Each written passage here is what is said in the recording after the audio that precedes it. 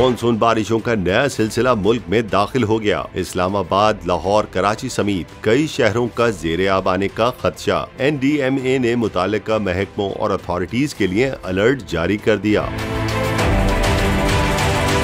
महकमा मौसमियात ने 20 जुलाई से मजीद मानसून बारिशों की पेशगोई कर दी। मानसून का सिलसिला मुल्क के बालाई और वस्ती इलाकों में बारिश का मूजिब बनेगा। National disaster management authority NDMA ने नई एडवाइजरी जारी कर दी।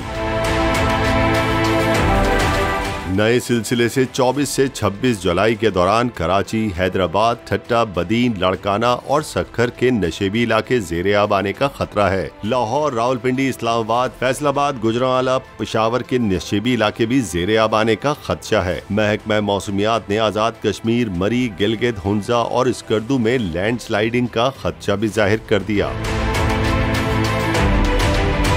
मुमकिन सूरत हाल से निपटने के लिए इमरजेंसी सर्विसेज के अमले की दस्तयाबी यकीनी बनाने की हिदायत की गई है। NDMA की हिदायत में कहा गया है कि गाड़ियों को सैलाब से मुतासरा नशेबी इलाकों और नालों से दूर रखा जाए। बारिशों के दौरान करंट लगने से बचा जाए। अर्बन फ्लडिंग की सूरत में डी वाटरिंग पंप्स और पेट्रोल की मौजूदगी यकीनी बनाई जाए।